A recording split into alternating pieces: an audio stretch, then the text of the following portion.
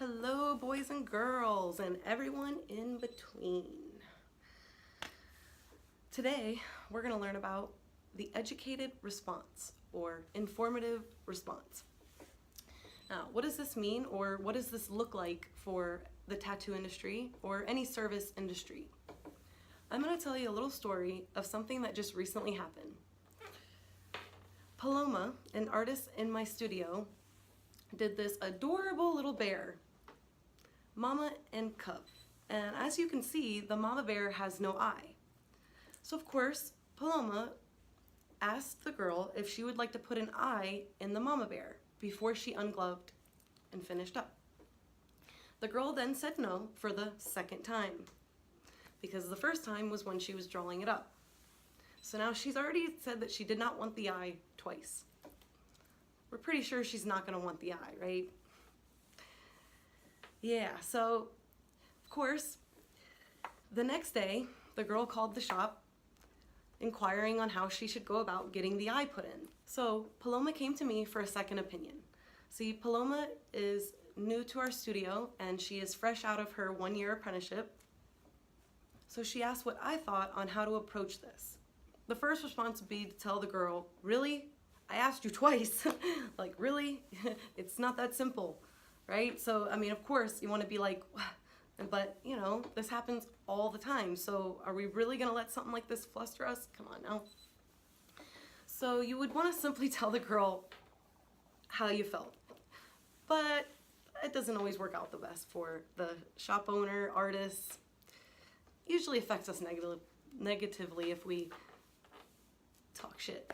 So I've been practicing for a long time the art of dealing with people and the way people react to certain things, and there's just a certain way that you can finesse people, okay? So it's not rocket science, but again, people aren't doing this, so.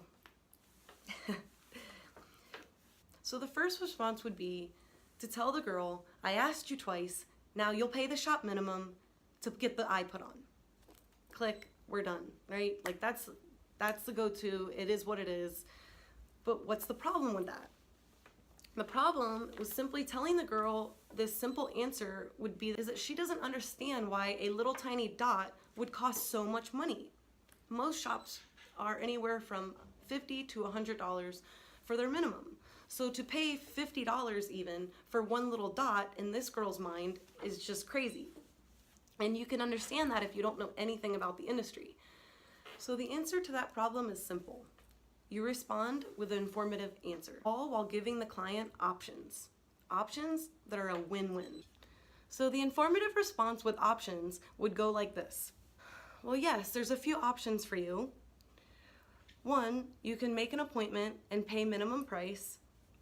This is because the shop and I both have to come out of pocket to set up. It costs money to set up. So I would not be able to just set up again to tattoo you. Basically, it's very simple, explaining why it would cost money to simply put a little dot on them, right? So it's pretty simple, sounds pretty simple, right? But people aren't doing it. So now you see, as a side note, you're also setting up a time that the person can come and get another tattoo. Win-win. This is very powerful when it comes to connection between you and your client or your potential client.